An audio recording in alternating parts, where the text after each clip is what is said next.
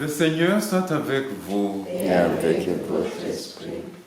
Évangile de Jésus-Christ selon saint Matthieu. Gloire à toi, Seigneur. Jésus disait à la foule cette parabole. Le royaume des cieux est encore comparable à un filet qu'on jette dans la mer et qui ramène toutes sortes de poissons. Quand il est plein, on le tire sur le rivage, on s'assied, on ramasse dans des paniers ce qui est bon et on rejette ce qui ne vaut rien. Ainsi en sera-t-il à la fin du monde. Les anges viendront séparer les méchants des justes et les jetteront dans la fournaise. Là, il y aura des pleurs et des grincements de dents. Avez-vous compris tout cela? Oui, lui répondait-il. Jésus ajouta, c'est ainsi que tout scribe, devenu disciple du royaume des cieux, est comparable à un maître de maison qui tire de son trésor du neuf et de l'ancien. Jésus acheva ainsi de proposer des paraboles, puis il s'éloigna de là. Acclamons la parole de Dieu. Louange à toi, Seigneur Jésus.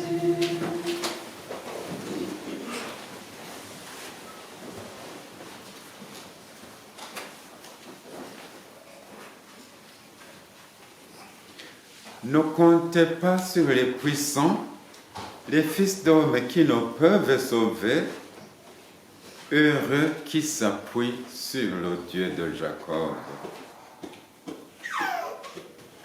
Pour nous convaincre de cette réalité, le Seigneur nous donne aujourd'hui 3 images.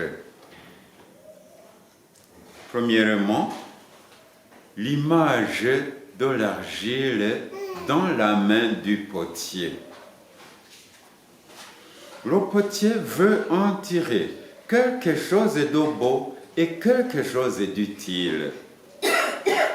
Et tant que l'argile est malléable, l'œuvre voulue par le potier a beau manquer, le potier est prêt à tout recommencer pour réussir son œuvre.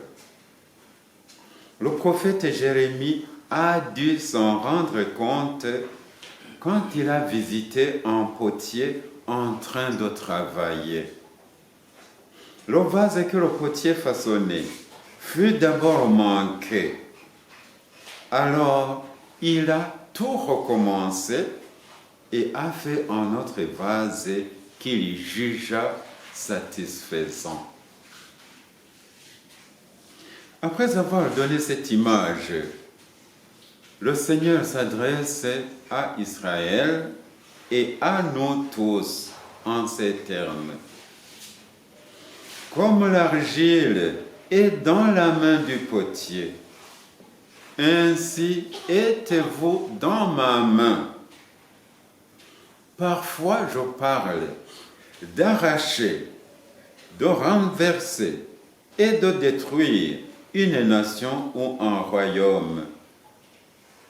Quand cette nation ou ce royaume se détourne du mal que j'avais condamné, je renonce au mal que j'avais décidé de lui faire.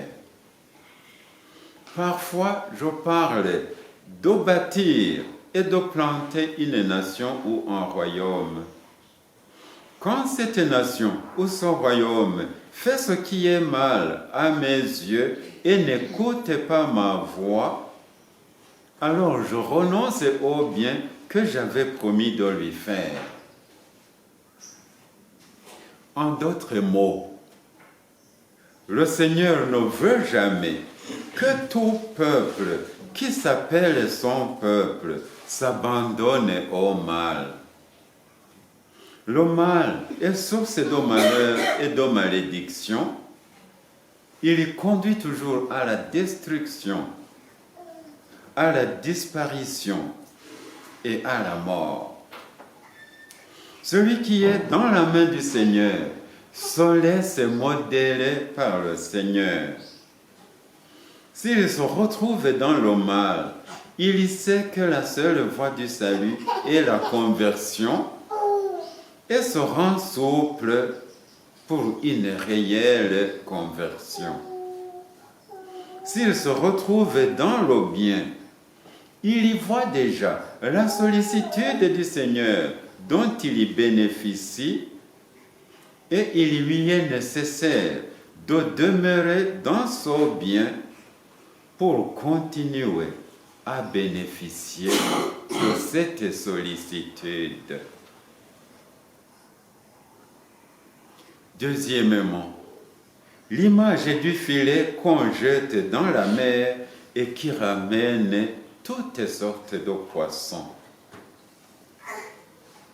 Quand Jésus appelle ses apôtres, il leur dit « Venez à ma suite, je ferai de vous des pêcheurs d'hommes. »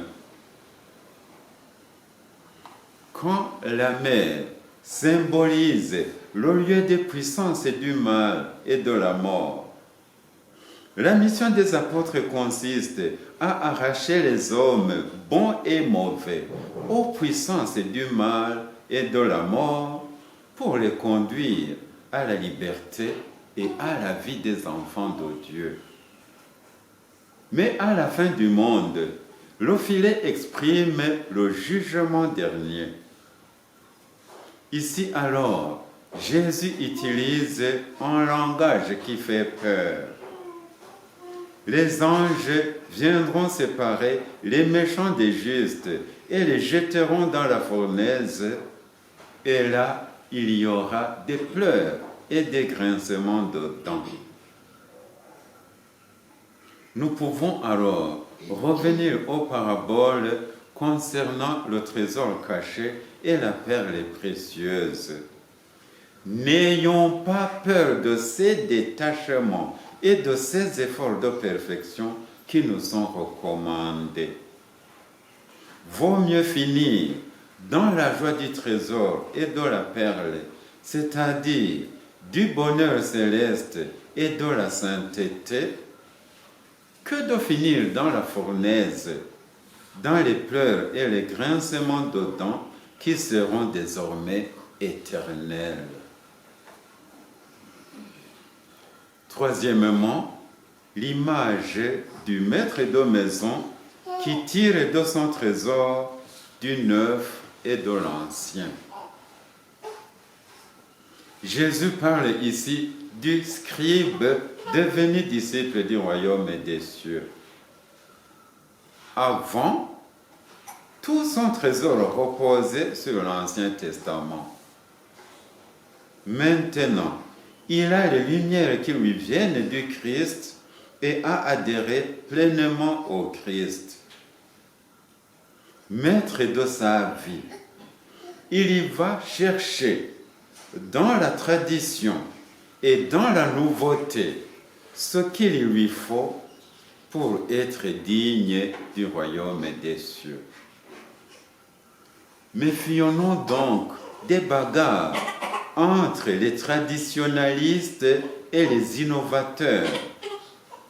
Ce qui peut nous aider se trouve bien dans l'Ancien Testament et dans le Nouveau Testament, dans la tradition de l'Église et dans les apports actuels de l'Église. Faisons donc preuve de notre sagesse en nous servant de tout ce qui peut nous aider, ancien et nouveau.